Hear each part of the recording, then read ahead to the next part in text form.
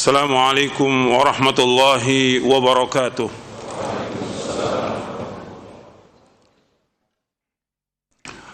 Innal hamdalillah nahmaduhu wa nasta'inuhu wa nastaghfiruh wa na'udzu billahi min shururi anfusina wa min sayyiati a'malina.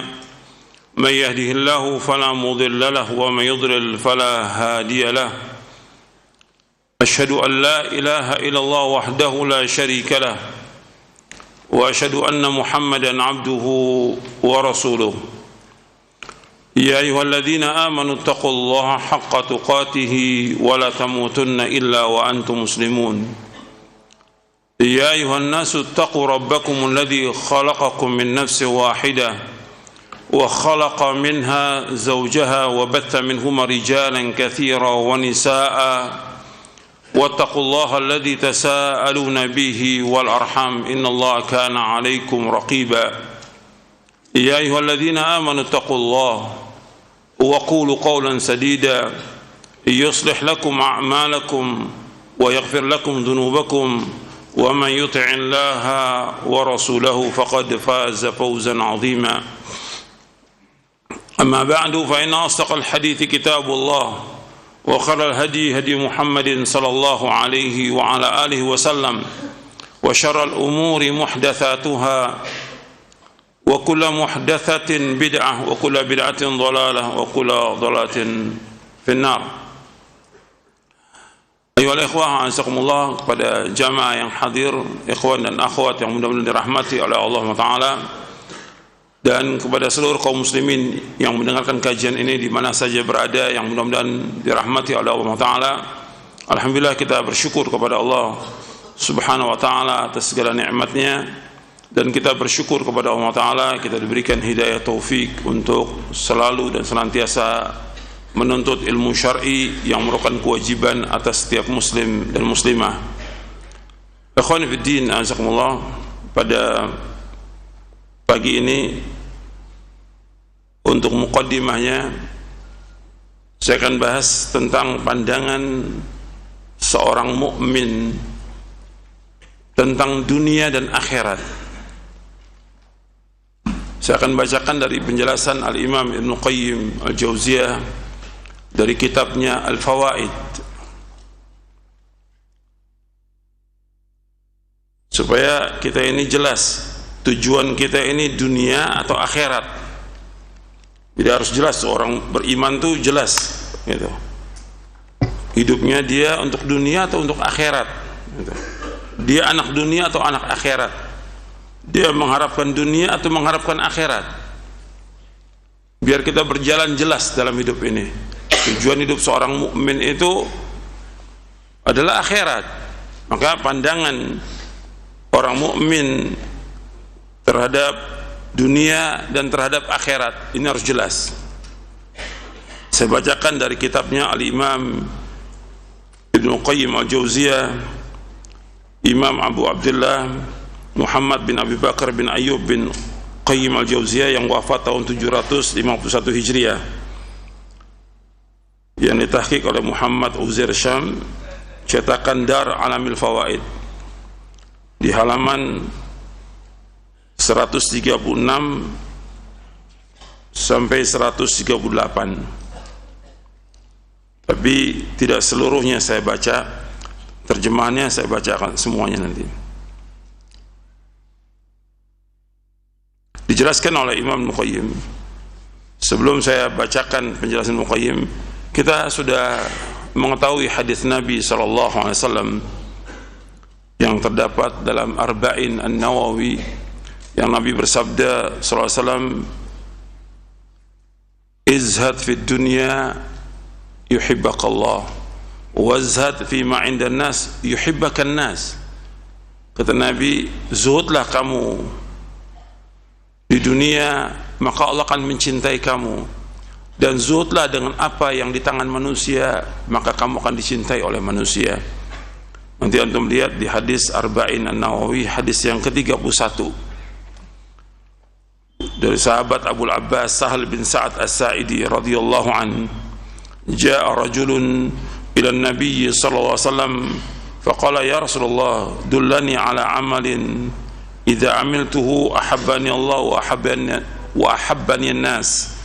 Faqala izhad fid dunya yuhibbaka Allah wazhad fima 'inda an-nas yuhibbaka an-nas. Haditsun hasanun rawahu Ibnu Majah bi asanid hasanah. Dari Abu Abbas Sahal bin Sa'ad As-Sa'idi radhiyallahu anhu, ia berkata, telah datang seorang kepada Nabi SAW, lalu ia berkata, ya Rasulullah, tunjukkanlah kepadaku amalan yang apabila aku mengamalkannya maka Allah akan mencintai aku dan manusia akan mencintai aku. Maka Nabi jawab dengan singkat, faqal, Rasulullah SAW bersabda, izhad fid dunya yuhibbakallah wazhad fima 'indan nas yuhibbakan nas. Hendaklah kamu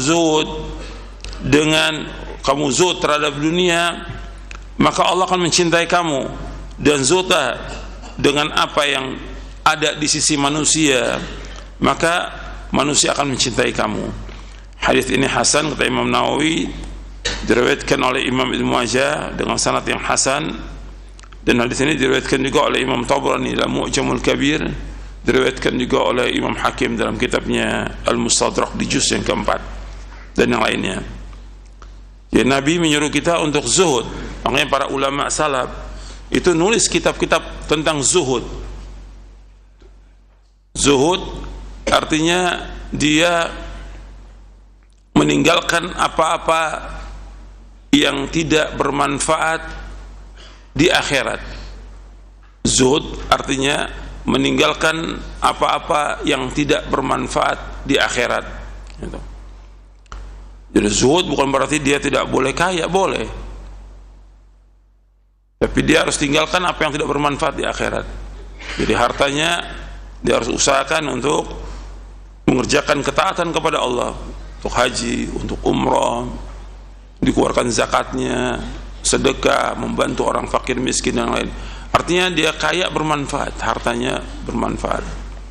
Jadi bukan pemahaman orang zuhud itu miskin, fakir, tidak. Zuhud itu meninggalkan apa yang tidak bermanfaat di akhirat. Tapi kita lihat nanti bahwa para sahabat Nabi SAW meninggalkan dunia. Dia tetap dia hidup di dunia, dia mengamalkan amal di dunia, tapi mereka tidak tamak kepada dunia. Saya akan jelaskan penjelasan Al-Imam Al-Qayyim.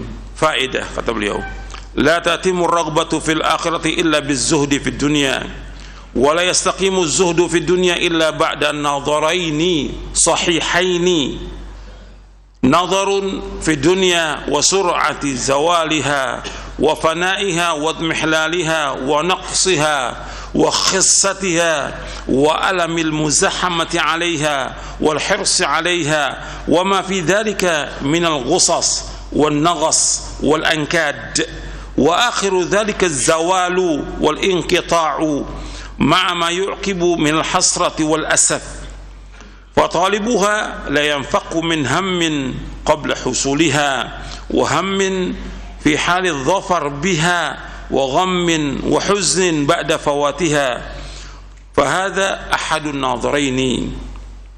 النظر الثاني في الآخرة وإقبالها ومجيئها ولا بد ودوامها وبقائها وشرف ما فيها من الخيرات والمسرات والتفاوت الذي بينه وبين ما هاهنا، فهي كما قال الله تعالى wal akhiratu khairu wa abqa, fahiya khairatun kaminatun daimatun wa hadhi khayalatun naqisatun munqati'atun mudmahillah.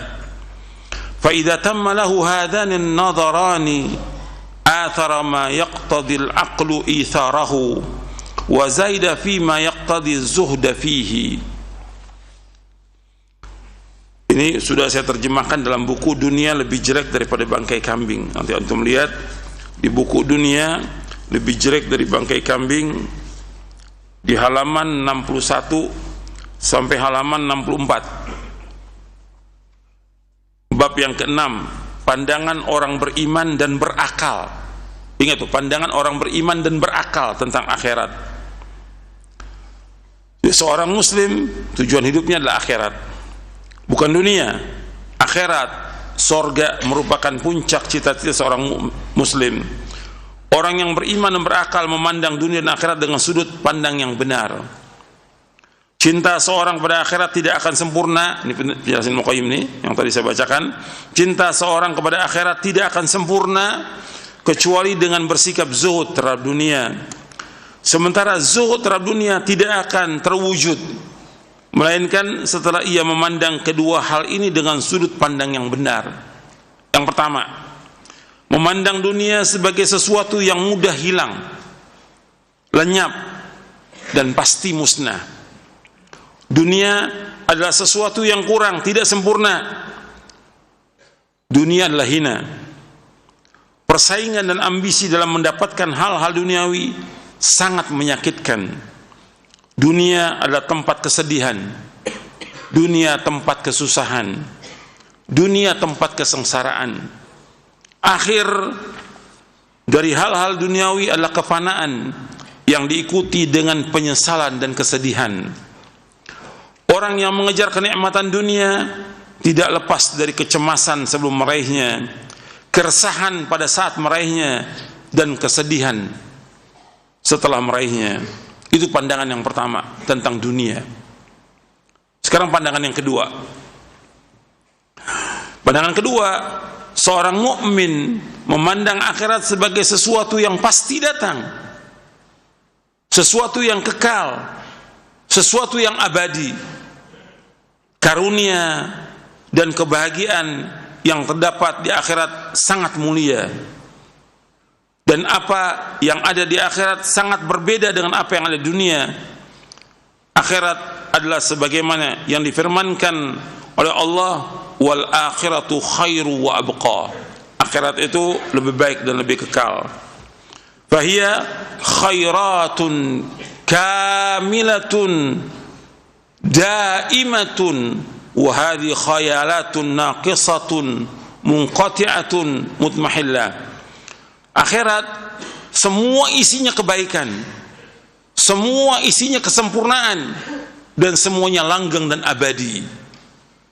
Sedangkan dunia adalah dunia negeri khayalan, negeri yang kurang, negeri yang pasti terputus, dan negeri yang pasti hilang dan lenyap. Apabila sudah sempurna dua pandangan ini, maka akal itu harus mengutamakan yang mana, dan dia harus zuhud. Pasti akal akan mengutamakan yang abadi, yang kekal, yang penuh dengan kenikmatan. Apa? Akhirat. Iman juga demikian. Makanya ketika dia mengutamakan, kata Ibnu Qayyim, lanjutkan lagi, fa idza athara al-fani an-naqisa kana dzalika imma li'adami tabayyun al-fadli lahu wa imma li'adami raghbatihi fil afdal, wa kullu wahid min al-amrayni yadullu ala dha'f al-iman wa dha'f al-aql wal basira. Fa inna raghiba fil dunya al-haris 'alayha al-mu'thir laha imma ay yusaddiqa bi anna ma hunaka ashrafu wa afdalu wa abqa, wa imma alla yusaddiqa. Fa in lam yusaddiq bidzalika kana 'adiman al-iman ra'san, wa in saddaqa bidzalika wa lam yu'thirhu kana fasid al-aql sayyi al-ikhtiyar li nafsihi. Apabila seseorang lebih mengutamakan sesuatu yang fana dan tidak sempurna, maka hal ini terjadi karena ia tidak mengetahui mana yang lebih utama, atau karena pada dasarnya ia tidak senang untuk mendapatkan sesuatu yang lebih utama dan lebih baik. Kedua alasan yang menunjukkan lemahnya iman, lemahnya akal, dan lemah hatinya. Sebab orang yang mengejar dunia, berambisi terhadap dunia, dan lebih mengutamakan dunia daripada akhirat, tidak luput dari kondisi apakah ia percaya apa yang di akhirat itu lebih mulia, lebih utama dan lebih kekal daripada apa yang di dunia, atau ia tidak percaya akan hal tersebut. Jika ia tidak percaya, berarti pada hakikatnya ia tidak mempunyai keimanan sama sekali. Tapi jika ia percaya namun dia tidak mengutamakan akhirat atas dunia, arti dia tidak mengutamakan akhirat atas dunia, maka ia adalah orang yang rusak dan tidak pandai memilih yang terbaik bagi diri sendiri. Wa hadha taqsimun daruriyun la yanfaqu al-'abdu min ahad al-qismayn minhu, fa itharu ad-dunya 'ala al-akhirah imma min fasadin fil iman wa imma min fasadin fil aql wa ma aktsara ma yakunu minhuma. Pembagian ini penting untuk diketahui, mengingat bahwa setiap hamba tidak dapat terlepas dari salah satunya. Dengan kata lain, orang yang mengutamakan dunia daripada akhirat dapat disebabkan oleh dua faktor. Saya ulangi lagi, orang yang mengutamakan dunia daripada akhirat dapat disebabkan oleh dua faktor. Yang pertama yaitu rusaknya iman, sedangkan yang kedua karena rusaknya akal. Berarti ketika orang mengutamakan dunia, sibuk dengan dunia, dia berambisi dengan dunia, dia tinggalkan ibadah kepada Allah, berarti dia yang pertama rusak imannya, yang kedua rusak akalnya, nggak waras dia. Makanya antum sudah ngaji dan juga ustadz-ustadz yang dakwah, perhatikan itu, jangan sampai seperti orang umum bersaing tentang apa? Dunia. Ketika dia bersaing dengan dunia, dia mencari harta dengan dakwahnya dengan dunia dan sibuk dengan usaha dunia dan yang lainnya, maka yang pertama dia rusak imannya, yang kedua rusak akalnya. Ini harus ingat itu, rusak imannya dan rusak akalnya. Kita harus bagaimana iman kita lebih berharga dari semua yang ada di muka bumi ini. Seluruh dunia ini, seisinya ini, semuanya nggak ada harganya dibandingkan dengan iman kita. Iman kita kepada akhirat lebih penting dari semua dunia dan seisinya. Itu harus kita ingat tuh. Yang kita cari, yang kita tuju adalah akhirat. Kita hidup dari mulai kita bangun tidur sampai kita itu lagi, yang kita tuju adalah akhirat, bukan dunia. Bukan berarti kita tinggalkan dunia, tidak. Tetap wajib mencari nafkah, tapi sekedar mencari nafkah.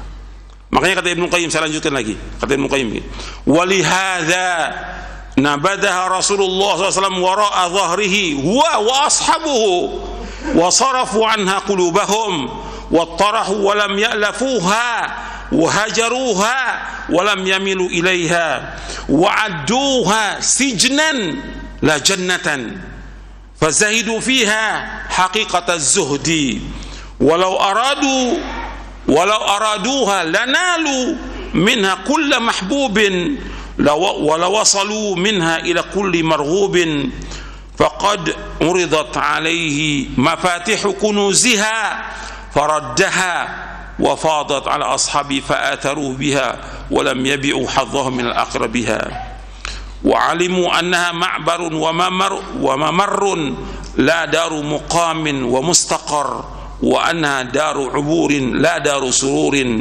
وأنها سحابة صيف تقشع عن قليل وخيال طيف ما استتم الزيادة حتى آذان بالرحيل.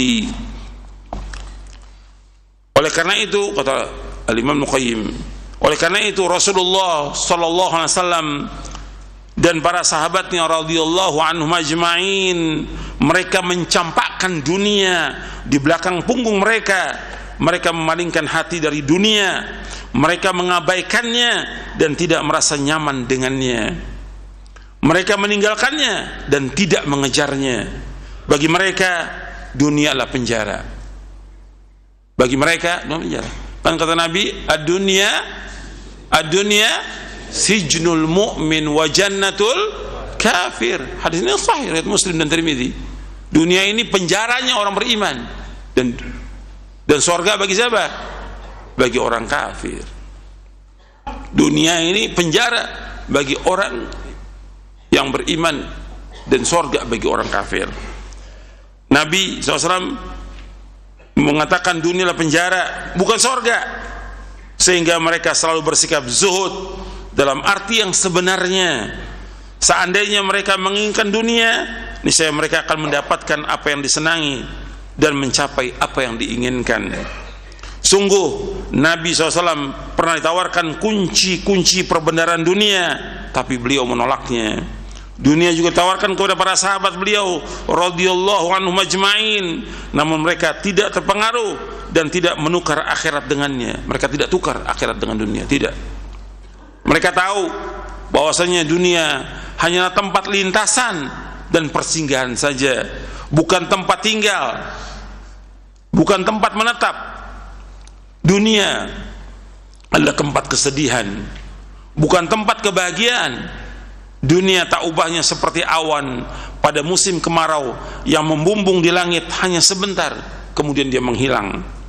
Dunia seperti khayalan, mimpi sesaat yang juga kita puas menikmatinya, namun tiba-tiba diumumkan untuk berangkat menuju tempat tujuan.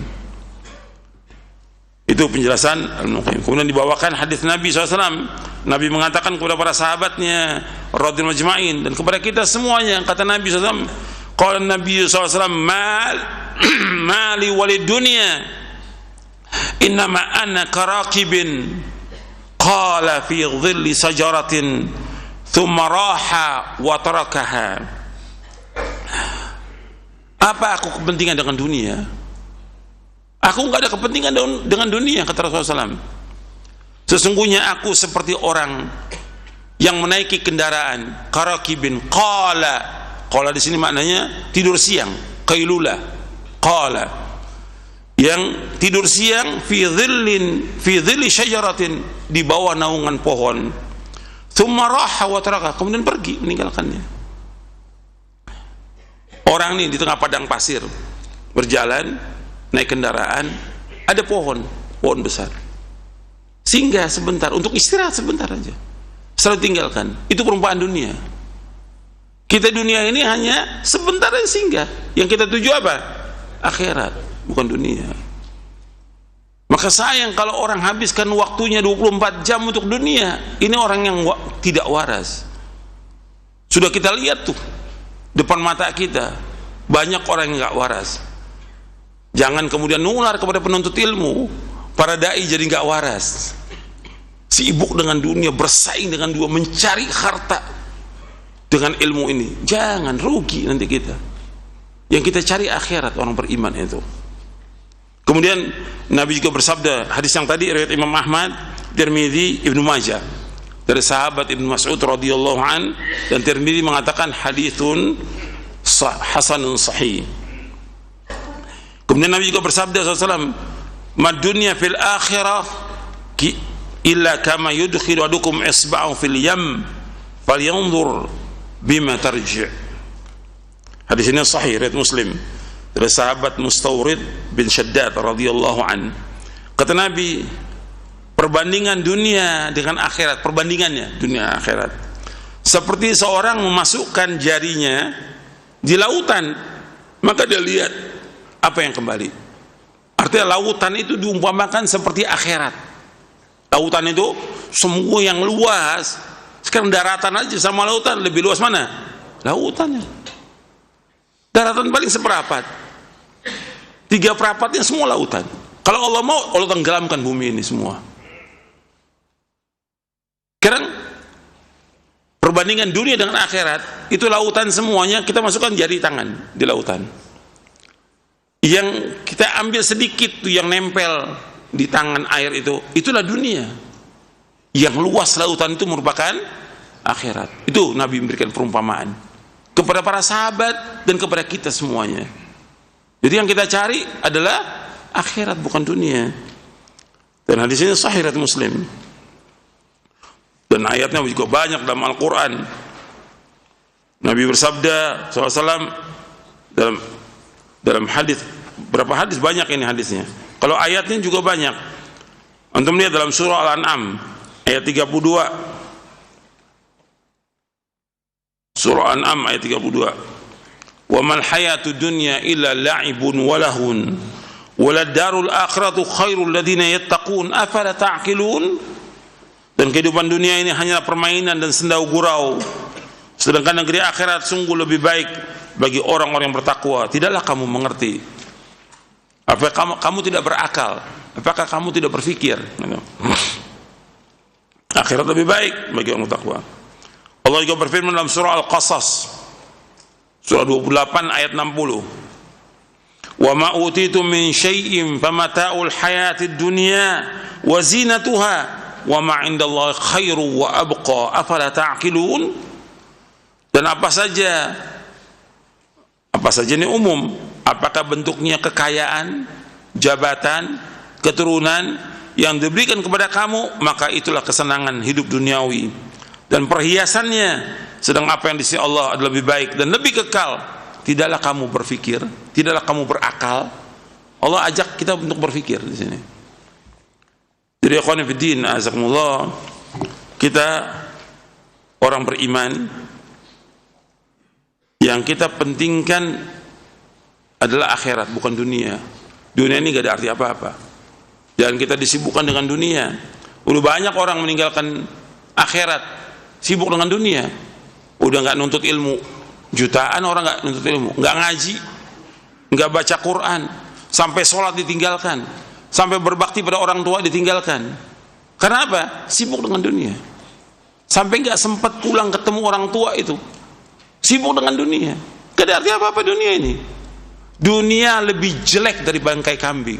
Maka saya berikan judul buku saya itu, dunia lebih jelek dari bangkai kambing. Karena Nabi SAW memberikan perumpamaan demikian, lebih jelek. Jadi jangan kita tertipu dengan dunia, jangan. Dan antum sebagai penuntut ilmu, orang yang sudah ngaji, mesti beda dengan orang awam. Apalagi para dai, para ustadz. Jangan sibuk dengan dunia, jangan. Tujuan kita adalah akhirat. Kewajiban kita besar untuk mendakwakan ilmu ini kepada umat ini, mengembalikan umat kepada Quran dan sunnah ala fahmi salam, mengajak umat untuk mentauhidkan Allah, menjauhkan syirik. Bahkan asasnya kebahagiaan, kata Ibnu Qayyim, saya tambahkan lagi nih, asasnya kebahagiaan, kata Ibnu Qayyim, itu mendakwakan dakwah tauhid. Asas kebahagiaan, ketika orang tidak mendakwakan dakwah tauhid, dia nggak akan bahagia hidupnya, dan manusia nggak mencapai kebahagiaan. Sebab syarat untuk bahagia, ya harus dia mentauhidkan Allah lebih dahulu. Jadi harus tuh, jadi harus ada keyakinan kita bahwa kebahagiaan itu dengan kita mentauhidkan Allah Subhanahu wa taala. Ada saya, jadi kata Ibnu Qayyim rahimahullah, bahwa asas orang itu bahagia tiga. Yang pertama tauhid, yang kedua melaksanakan sunnah, yang ketiga melaksanakan ketaatan. Saya bacakan di buku Fawaid halaman 157. Al-usulul lati in bana 'alaiha sa'adatul 'abdi thalathatun wa likulli wahid minha dhiddun faman faqada dhalikal asla hasala dhiddihi hasala ala dhiddihi at-tauhidu wa dhidduhu asy-syirku wa sunnatu wa dhidduha al-bid'atu wa ta'atu wa dhidduha al-ma'siyatu. Kata Al-Imam Muqayyim, pokok yang dibangun di atasnya kebahagiaan seorang hamba itu ada tiga. Pokok yang dibangun kebahagiaan seorang hamba itu ada tiga, dan setiap dari tiga ini ada lawannya. Barang siapa yang hilang pokok ini, maka dia mendapatkan lawannya. Yang pertama tauhid, lawannya syirik. Ketika orang ini tidak bertauhid, maka yang ada apa? Lawannya dia syirik dalam hatinya, penuh dengan kesyirikan. Ketika tauhid itu tidak ada dalam hatinya, yang ada kesyirikan. Yang kedua, fondasi kebahagiaan yang kedua sunnah, lawannya bid'ah. Ketika orang tidak melaksanakan sunnah, maka dia jatuh kepada apa? Bid'ah. Kita harus hidup ini melaksanakan sunnah Nabi. baik itu yang wajib maupun yang sunnah. Dari sunnah itu, ya sunnah itu ada yang wajib, ada yang sunnah. Laksanakan itu, hidupkan, maka bid'ah itu akan nyingkir dari hati kita. Yang ketiga yaitu at-ta'ah wa didduhal ma'siyah, ketaatan. Ketika orang tidak mengisi waktunya dengan ketaatan kepada Allah, maka dia akan jatuh dalam perbuatan dosa dan maksiat. Maka harus tuh kita sibukkan waktu kita untuk taat kepada Allah dan taat kepada Rasulnya sallallahu alaihi wasallam. Kemudian dari tiga ini kata Ibnu Qayyim, walihadi thalatha diddun wahid. Dari tiga ini ada satu lawannya. Apa? Khuluwul qalbi min ar-raghbati fillah wa fima 'indahu wa min ar-rahba minhu wa mimma 'indahu. Arti tiga ini ada satu lawannya, yaitu apa? Kosongnya hati dari keinginan apa yang ada pada Allah, apa yang ada padanya, dan takut kepadanya. Jadi yang harus ada bagi setiap mukmin dan mukminah, yaitu harus diisi hati ini untuk terus mengharap kepada Allah. Dia harus ingat kepada Allah, dia harus takut kepada Allah. Itu orang beriman. Jangan kosong. Ketika bicara soal tauhid, ini juga harus detail pembahasannya. Enggak seperti sekarang tauhid harus dirinci itu. Maka nanti anda baca itu kitab tauhid. Atau saya punya buku syarah kitab tauhid.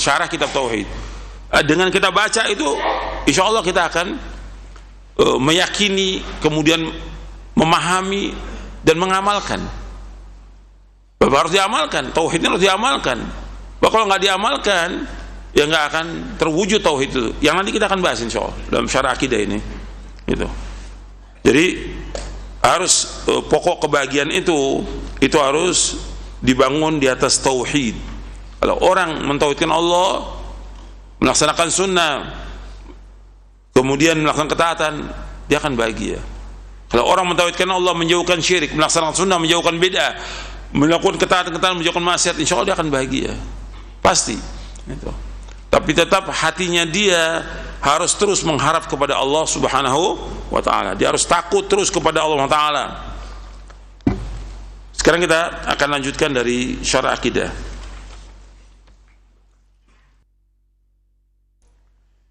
Sekarang kita masuk poin yang ke-61. Iya. Poin yang ke-61.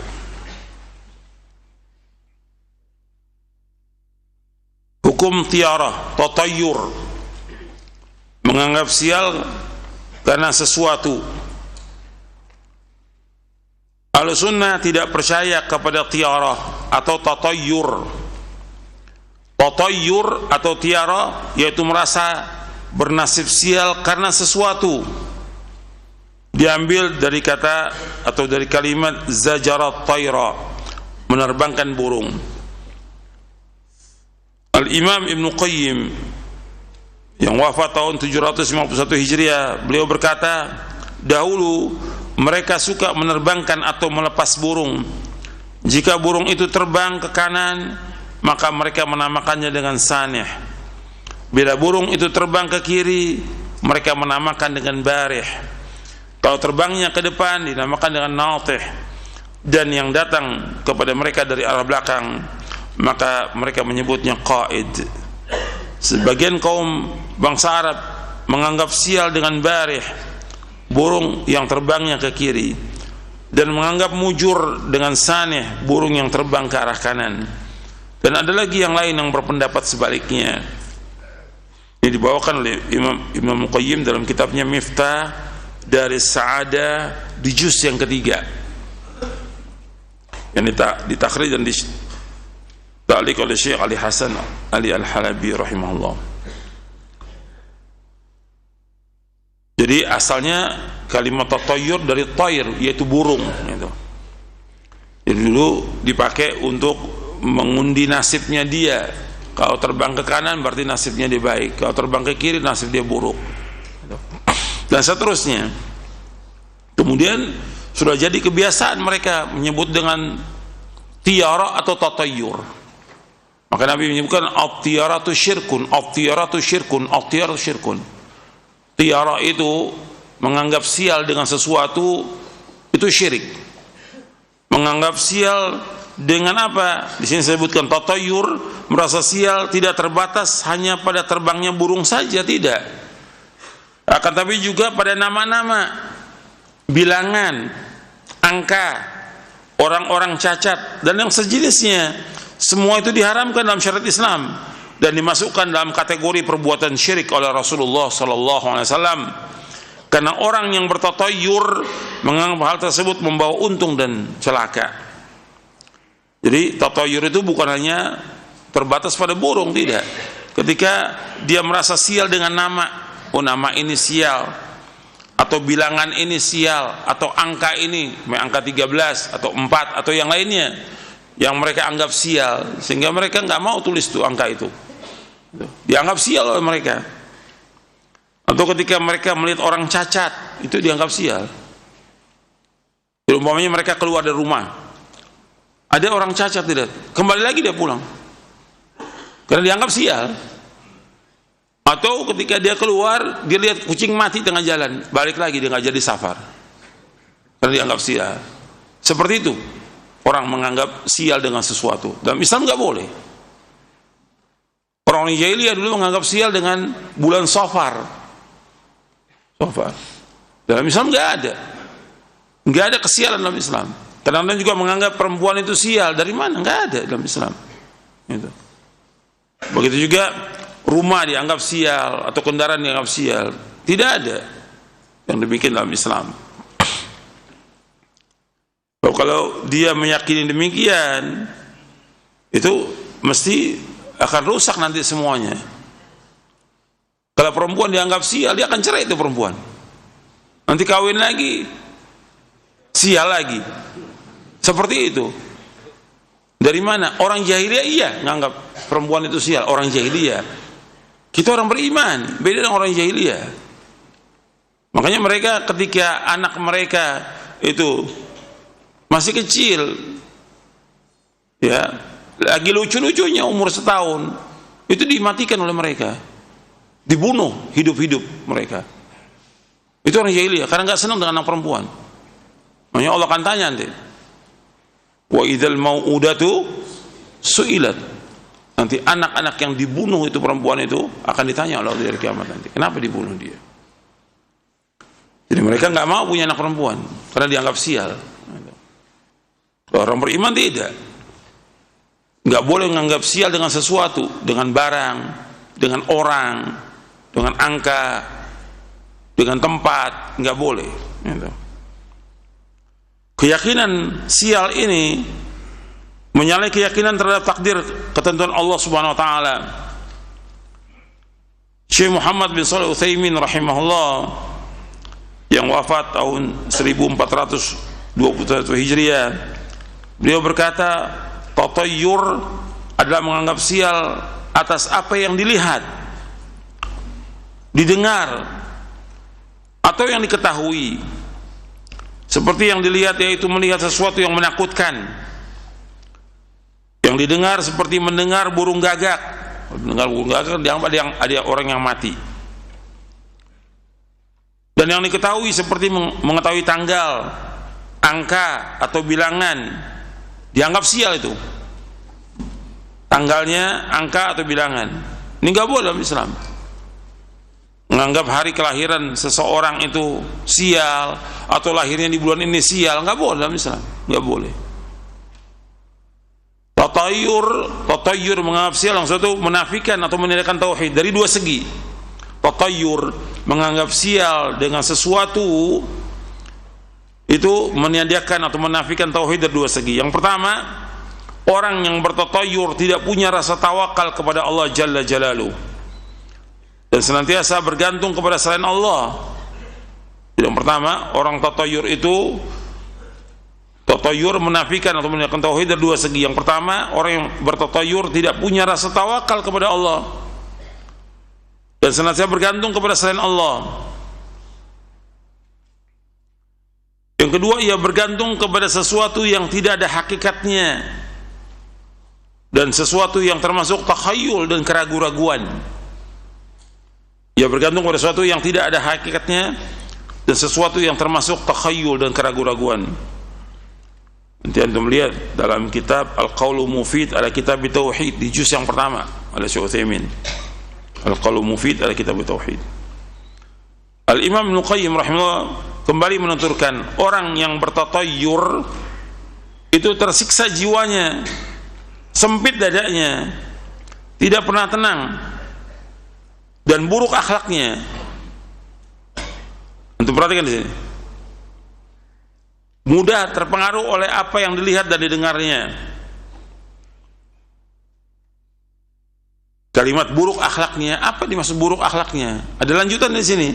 Mereka menjadi orang yang paling penakut, itu buruk akhlaknya. Orang yang penakut itu akhlaknya buruk. Syaja'ah itu keberanian, itu akhlak yang mulia. Syaja'ah. Makanya orang-orang Arab itu dia punya syaja'ah, berani. Berani. Nabi berlindung dari sifat apa? Penakut, juben, penakut. Ini akhlaknya buruk. Penakut.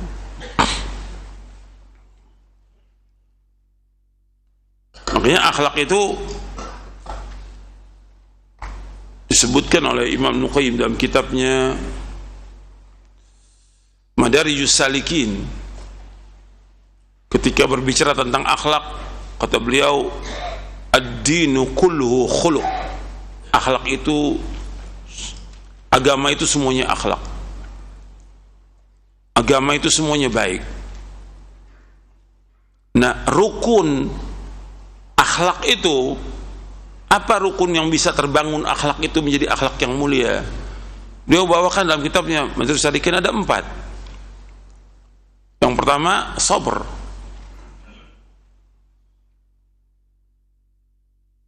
Yang kedua, iffah. Jadi yang pertama itu kesabaran. Yang kedua, iffah, menjaga diri, tidak minta-minta pada manusia.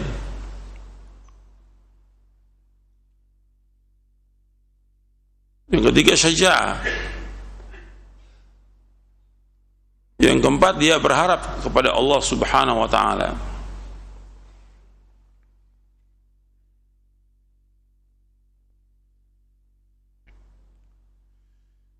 Jadi orang tatayyur itu, saya ulangi lagi, kata Ibnu Qayyim, orang yang tatayyur tersiksa jiwanya, sempit dadanya,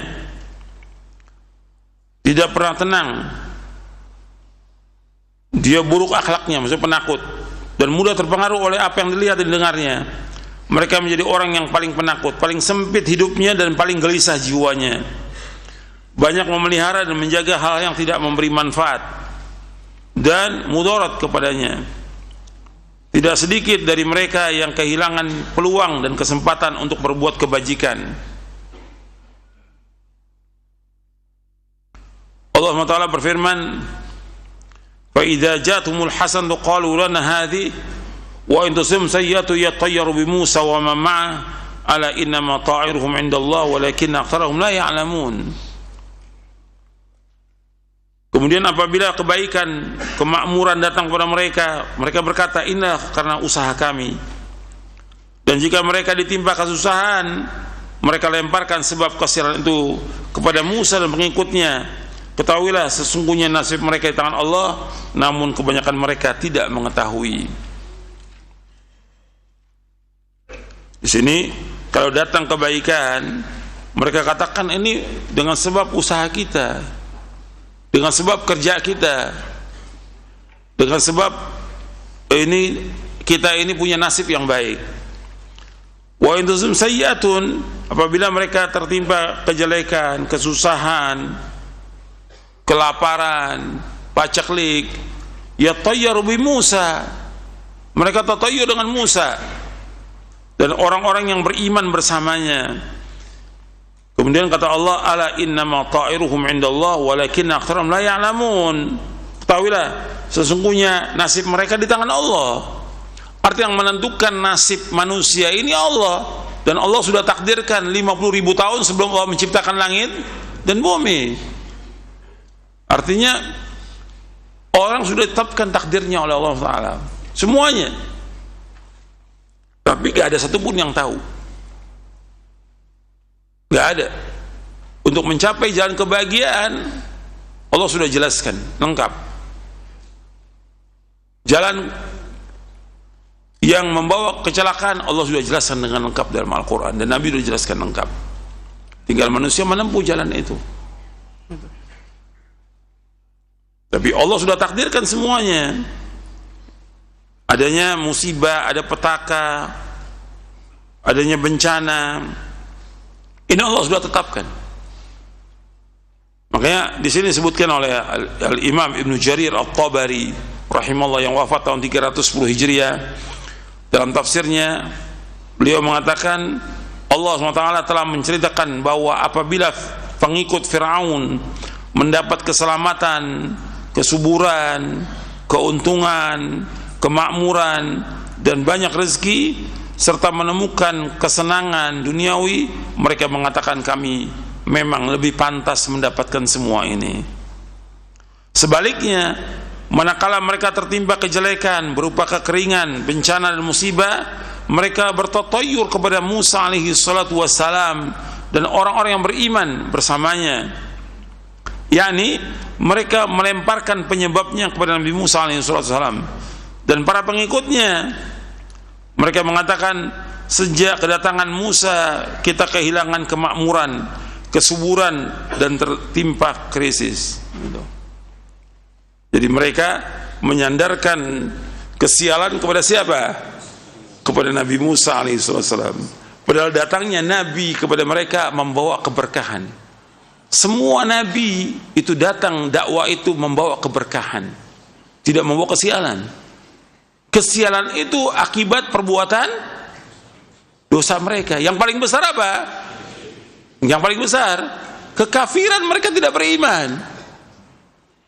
Kekafiran mereka tidak beriman kepada Nabi Musa. Itu yang membuat mereka celaka. Kekafiran mereka. Jadi justru dakwah ini dakwah yang barokah.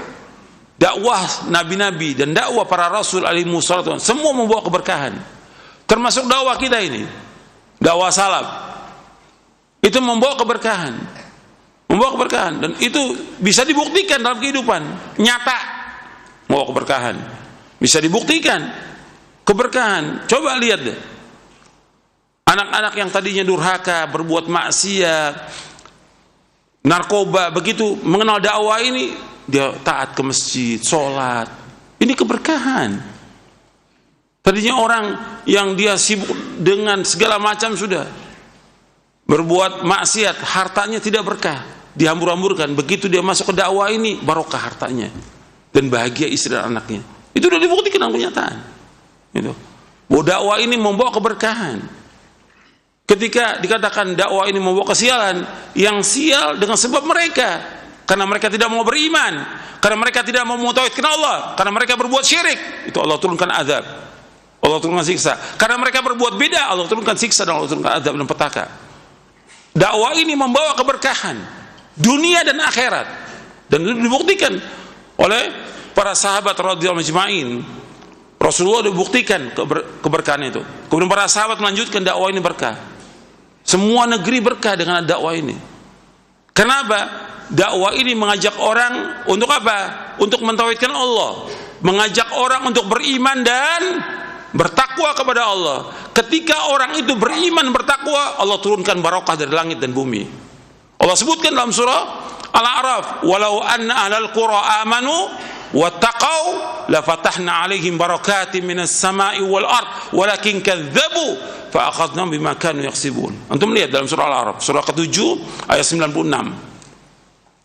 Allah sebutkan kalau seandainya penduduk negeri ini beriman dan bertakwa, Allah turunkan barokah dari langit dan bumi.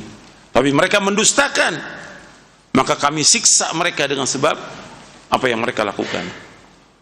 Surah Al-A'raf ayat 90 ayat 96. Walau anna ahlal qura amanu wattaqau amanu wattaqau.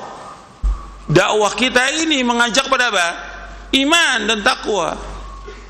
Dakwah ini mengajak iman dan takwa. Kepada siapa? Kepada Allah. Iman kepada arkanul iman yang 6. Iman kepada Allah, kepada malaikatnya, kepada kitab-kitabnya, kepada rasul-rasulnya, iman kepada yaumul akhir, dan iman kepada takdir yang baik dan buruk. Iman, dan iman kepada semua yang ada, yang Allah kabarkan dalam Al-Quran. Iman kepada yang gaib. Bertakwa. Takwa itu artinya melaksanakan perintah Allah, menjauhkan larangannya. Perintah yang paling besar apa?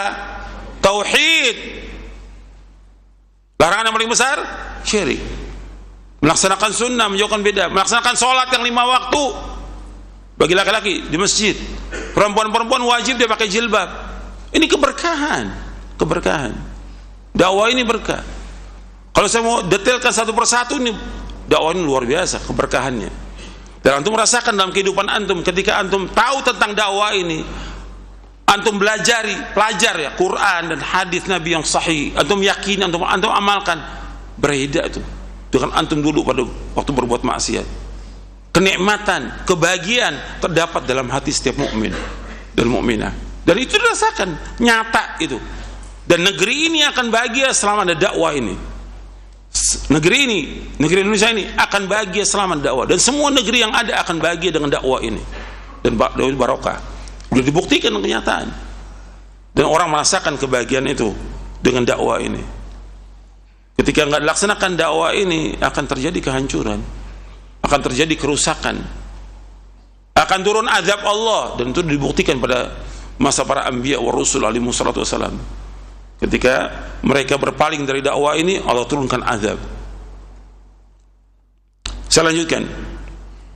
Ibnu Jarir At-Tabari rahimahullah berkata, Allah Azza wa Jalla menyebutkan bahwasanya tidaklah nasib kaum Fir'aun dan selain mereka berupa kelapangan rezeki, kemakmuran dan lainnya, berupa nasib baik dan buruk, melainkan ada di sisi Allah.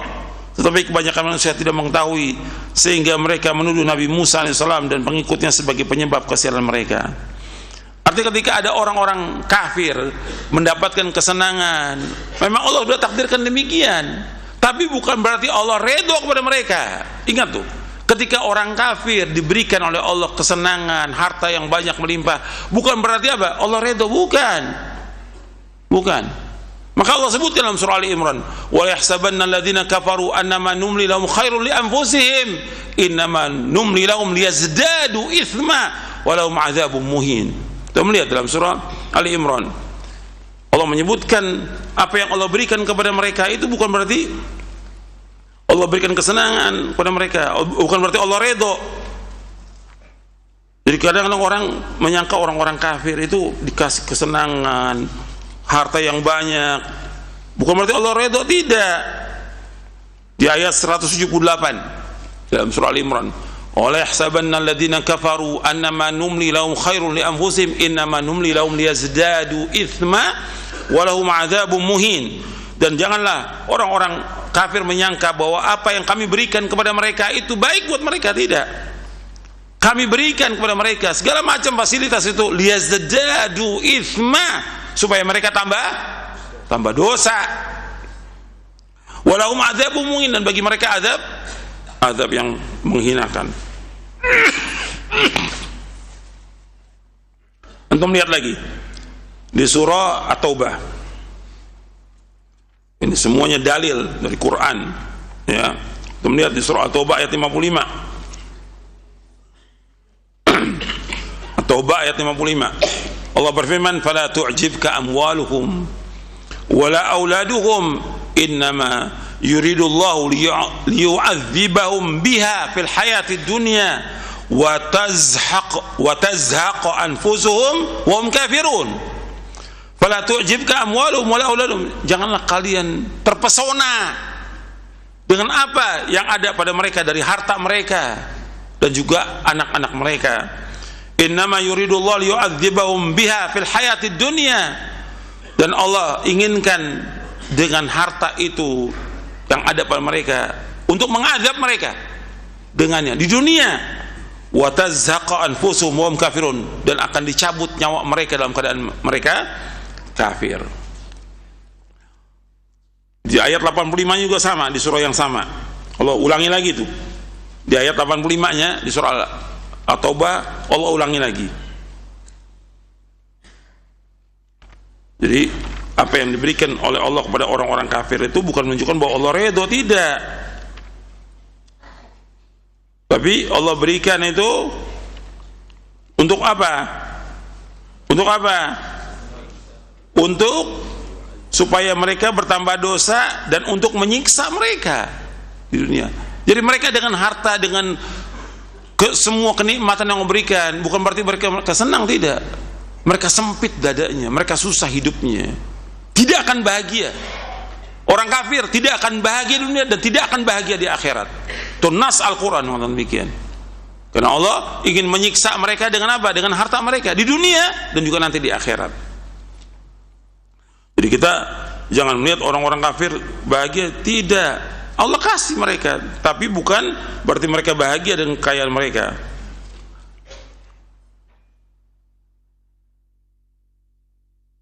Ada berapa ayat lagi, tapi saya cukupkan 2 ayat itu.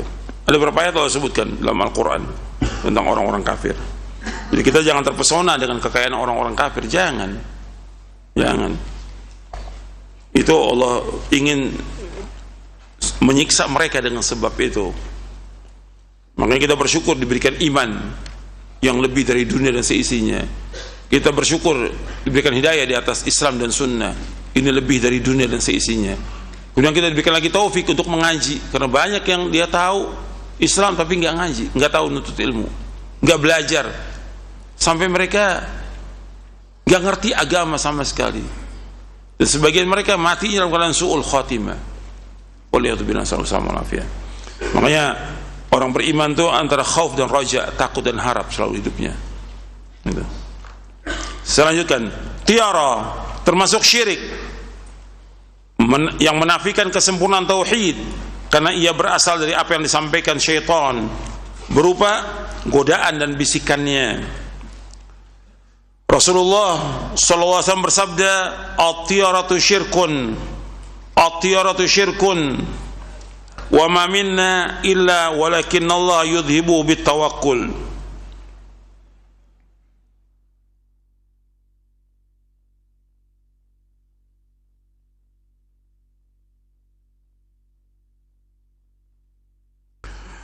Rasulullah bersabda, "At-tiyaratu syirkun, at-tiyaratu syirkun." Bahwa tiara artinya menganggap sial dengan sesuatu adalah syirik. Tiara itu syirik, tiara itu syirik 3 kali. Wa ma minna illa, artinya setiap orang pasti pernah terlintas dalam hatinya sesuatu dari hal ini. Walakinallaha yudhibu bitawakkul, hanya Allah menghilangkannya dengan tawakal kepadanya. Hadis ini sahih, diriwayatkan oleh Imam Bukhari dalam kitabnya Al-Adabul Mufrad, Abu Daud, Tirmidzi, Ibnu Majah, Ahmad, Ibnu Hibban dalam Mawaridh Dhum'an, dan juga dalam Ta'liqatul Hisan ala Sahih Ibnu Hibban, dan juga Al-Hakim dalam Mustadraknya. Kata Tirmidzi, hadis ini hasanun sahih, hadithun hasanun sahih. Hadis ini diriwayatkan dari sahabat Abdullah bin Mas'ud radhiyallahu an. Kalimat at-tiyara syirik, tiara syirik, dijelaskan oleh para ulama yang dimaksud syirkun asghar di sini. Syirik yang kecil maksudnya. Bahwa syirik besar keluar dari Islam. Dan setiap orang itu pernah terlintas. Ada tuh kadang-kadang dia, karena dia dari kecil diajarkan takut dengan sesuatu atau menganggap sial dengan sesuatu, dia percaya tuh, terlintas, langsung dia minta ampun kepada Allah Subhanahu wa taala, istighfar dia. Dan kalau ada bacaannya lagi yang nanti disebutkan di halaman selanjutnya, Allahumma la khaira khairuk wa la tayra illa tayruk wa la ilaha ghairuk. Yang kita ucapkan, Allahumma la khaira illa khairuk wa la tayra illa tayruk wa la ilaha ghairuk. Sekarang kita lanjutkan. Di dalam kitab Sahih Muslim disebutkan sebuah hadis dari Muawiyah bin Hakam As-Sulami radhiyallahu anhu, bahwa ia pernah berkata kepada Rasulullah SAW, di antara kami ada orang yang bertatayyur. Kemudian beliau bersabda sallallahu alaihi wasallam, itulah sesuatu yang mesti mereka temui dalam diri mereka. Tapi janganlah yang demikian menjadi penghalang bagi mereka.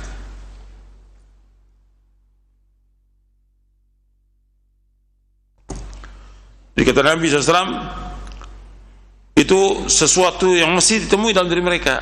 Ada terlintas dalam diri manusia itu. Karena banyaknya orang di masyarakat percaya demikian, kadang terlintas dia. Maka kata Nabi, jangan yang demikian menghalangi mereka.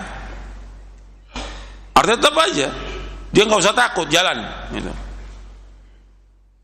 Kadang-kadang tatayur ini membuat orang takut. Gitu. Orang beriman nggak boleh takut. Dan antum lihat bagusnya di kitab tauhid itu, setelah bab takut, khauf, dilanjutkan dengan bab tawakal. Jadi ketika orang itu takut, dia harus tawakal kepada Allah. Nanti antum lihat di syarah kitab tauhid, setelah Syekh Muhammad bin Abdullah membawakan bab tentang khauf, takut, maka dibawakan tawakal. Kita harus takut kepada Allah saja, nggak boleh kepada yang lain. Ya, orang beriman itu harus berani, nggak boleh penakut. Itu. Kadang-kadang baru ada perkataan atau ada ini udah ketakutan. Orang beriman nggak boleh takut, nggak boleh takut. Kita ini udah kebiasaan takut ya, kebiasaan takut. Sampai sudah keterlaluan dia tinggalkan kewajiban. Kita lanjutkan. Rasulullah SAW kemudian menerangkan permasalahan tersebut kepada umatnya tentang kesesatan tatoyur. Kesesatan tatoyur. Bahwa tatoyur ini sesat. Supaya mereka mengetahui bahwa Allah SWT tidak memberikan kepada mereka sesuatu alamat atau tanda atas kesialan, atau menjadikannya sebagai sebab bagi apa yang mereka takutkan dan mereka khawatirkan. Supaya hati mereka menjadi tenang dan jiwa mereka menjadi damai di hadapan Allah yang Maha Suci. Telah diriwayatkan dari Abdullah bin Amr radhiyallahu anhuma, ia berkata, Rasulullah bersabda, "Man raddathu tiyaratu min hajatin faqad asyraka." Qalu ya Rasulullah wa ma kafaratu dzalik? Qala ay yaqula ahaduhum, Allahumma la khaira illa khairuk wa la tayra illa tayruk wa la ilaha ghairuk. Barang siapa yang mengurungkan niatnya karena tiara, dia mengurungkan niatnya karena tiara, maka ia telah berbuat syirik. Para sahabat bertanya, kemudian apa tebusannya ya Rasulullah? Maka beliau sallallahu alaihi wasallam menjawab, hendaklah ia mengucapkan Allahumma la khaira illa khairuk wa la tayra illa tayruk wa la ilaha ghairuk. Ya Allah, tidak ada kebaikan kecuali kebaikan dari Engkau. Tidak ada burung yang dijadikan objek tatayur melainkan makhlukmu, dan tidak ada ilah yang berhak diibadahi dengan benar kecuali yang Engkau. Hadis ini sahih, diriwayatkan oleh Imam Ahmad dalam musnadnya, disahihkan oleh Syekh Ahmad Muhammad Syakir dalam tahqiq Musnad Imam Ahmad, dan juga disahihkan oleh Syekh Al-Albani dalam silsilah hadis as-sahih di juz yang ketiga. Anda perhatikan dia di sini, barang siapa yang mengurungkan niatnya karena tiara, artinya ada kejadian di masyarakat, dia lihat tuh ada orang cacat, atau ada ular di tengah jalan, atau ada kucing yang ketabrak mati. Dia sudah keluar dari rumahnya untuk safar, dia nggak jadi, ini nggak boleh. Maka orang ini ketika dia mengurungkan niatnya, dia telah berbuat apa kata Nabi? Syirik. Gitu. Meskipun syirik kecil, nggak boleh dia mengurungkan niatnya, tetap jalan karena nggak ada pengaruh sama sekali itu. Yang dilihat dari orang cacat, yang dilihat dari ular yang mati atau kucing yang mati, atau dia masuk ke kamar hotel 13, di kamar bingung 13 ini. Tapi jarang ada, kecuali negeri Arab ya, tetap ada 13. Nah ini yang seperti ini, ketakutan yang luar biasa, nggak boleh, nggak boleh. Sampai dia minta keluar, cari pindah ke kamar yang lain. Dalam Islam nggak ada tiara, nggak ada anggapan sial kepada suatu, nggak ada dalam Islam, dan nggak boleh. Ini kepercayaan jahiliyah, kepercayaan jahiliyah. Makanya ketika dia ada terlintas seperti itu, maka dia harus bayar kafarahnya. Kafarahnya apa? Allahumma la khaira illa khairuk wa la tayra illa tayruk wa la ilaha ghairuk. Itu bacaannya. Ya Allah, tidak ada kebaikan kecuali kebaikan dari Engkau. Allahumma la khaira illa khairuk. Ya Allah, tidak ada kebaikan kecuali kebaikan dari Engkau. Wa la tayra illa tayruk. Dan tidak ada burung yang dijadikan sebagai objek tatayyur melainkan makhlukmu ya Allah. Wala ilaha ghairuk, dan tidak ilah yang berhak diibadahi melainkan hanya Engkau. Kemudian pengharaman tentang tiarah didasarkan pada beberapa hal. Yang pertama, dalam tiarah tergantung sikap bergantung kepada selain Allah SWT, bergantung kepada benda-benda yang diyakini itu, nggak bergantung pada Allah. Yang kedua, tiarah melahirkan perasaan takut, tidak aman dari banyak hal dalam diri seorang, atau sesuatu yang pada gilirannya menyebabkan kegoncangan jiwa yang dapat berpengaruh proses kerjanya sebagai khalifah di muka bumi ini. Yang ketiga, tiarah membuka jalan penyebaran khurafat dalam masyarakat dengan jalan memberikan kemampuan mendatangkan manfaat dan mudarat atau mempengaruhi jalan hidup manusia kepada berbagai jenis makhluk yang sebenarnya tidak mereka miliki. Pada gilirannya akan mengantar kepada perbuatan syirik besar. Ini saya nukil dari kitab Al-Madkhal di Dirasatil Aqidah Ahlussunnah wal Jamaah. Antum lihat di halaman yang tadi tentang hadis Ibnu Mas'ud ketika Nabi menyebutkan al-tiyaratu syirkun wa ma minna illa walakin Allah yudhibu tawakkul. Tiara itu syirik, tiara syirik, dan setiap orang pasti terlintas dalam hatinya suatu dari hal ini, tapi akan dihilangkan dengan tawakal. Artinya menghilangkan kepercayaan kepada tiara ini sikap tawakal. Ini penting ini, dan tawakal ini penting. Makanya ketika Nabi menyebutkan tentang 70.000 orang yang masuk surga tanpa hisab, tanpa azab, Nabi menyebutkan apa? Humul ladina la yastarqun wa la yaqtawun wa la yatatayyarun wa ala rabbihim yatawakkalun. Hadis sahih Bukhari Muslim. Mereka 70.000 orang yang masuk surga tanpa hisab, tanpa azab. Mereka adalah orang-orang la yastarqun, yang mereka tidak minta diruqyah.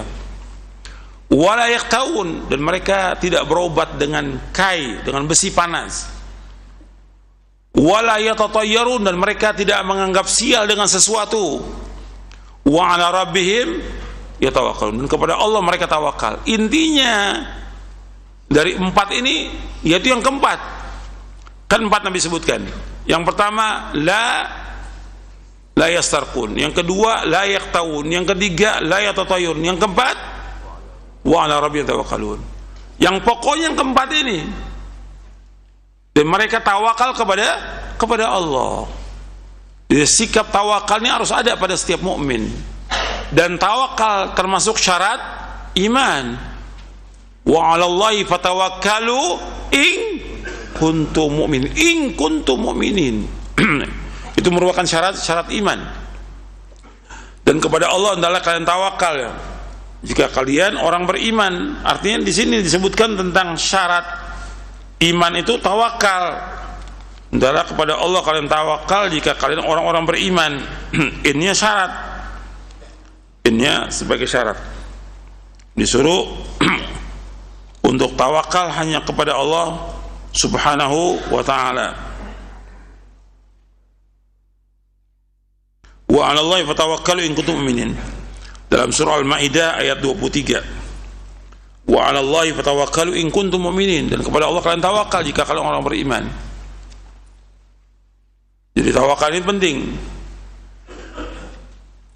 Tawakal ini dasar yang mendasari kita dalam kita berbuat dan segala macam. Itu tawakal.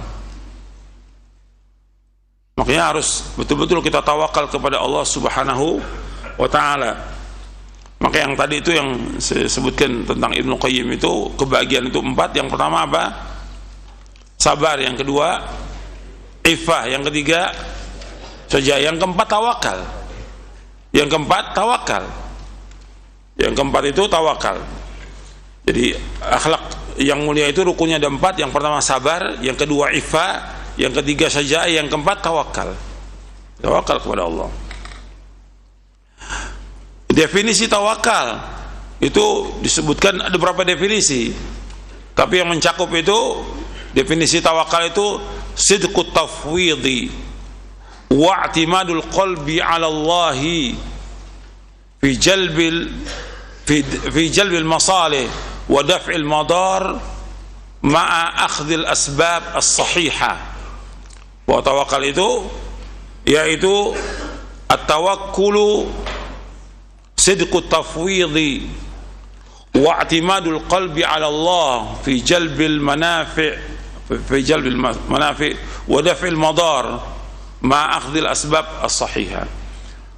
Ya, yang dikatakan tawakal itu kejujuran dalam kita menyerahkan semua urusan kepada Allah.